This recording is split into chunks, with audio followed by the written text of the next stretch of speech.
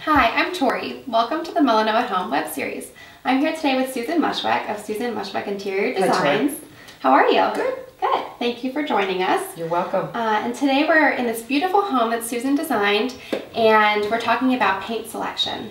So can you tell us a little bit about how you start selecting paints? Absolutely. For a new home? The paint selection or consultation for colors is sometimes what jumpstarts the entire design process. In the home we are in right now, we ended up painting every room except two, which may or may not still be in part of the scheme. But in this particular room, the impetus was for the furnishings and the accessories that would remain. And by and large, throughout the whole house, the accessories and the furniture were already existing, and we just used the color that we saw in the carpeting and in the stain of the furniture to give me some inspiration for the colors. In here we have a very lightish, grayish green color, and it's Benjamin Moore. I prefer to use those color palettes as I'm very familiar with them, and they have a beautiful, beautiful palette with a lot of help online for people if they want to go on and investigate before even having a consultation. But in this particular room, there's an arc and a vault in the front of the house, and what I typically like to do is take the paint up through the vault, the paint color as the wall, and not trim it out as people typically do with a flat white for the ceiling. Although on flat white areas on this side, it's the flat portion, it's not the vault. So it gives it a very seamless look, and it doesn't tend to dwarf the room.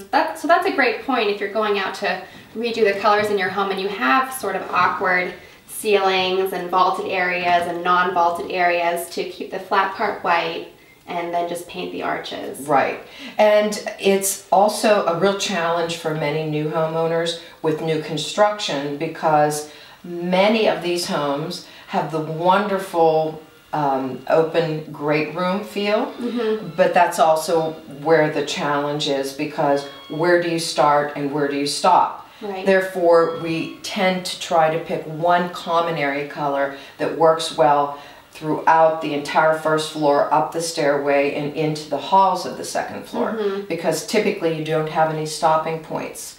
And in this particular house, we had some stopping points with the trim at the doorways, and even though we did keep the color palette within the same grouping, the rooms do have a tendency to have a different hue throughout, but it is very subtle. And I think that's a beautiful thing that you've done here, is select a little hint of color in every room, so nothing's just left white, so that the common area color is not just white, it's a little Exactly. And in the dining room, I did pick a saturated color, and that was because it was like a punctuation point in the dining room, which is clearly defined as the dining room. There's a lot of crown molding, a lot of beefy dentil molding, and there's also judges paneling on the bottom, which has been trimmed out in a semi-gloss white that really punches up the darker color.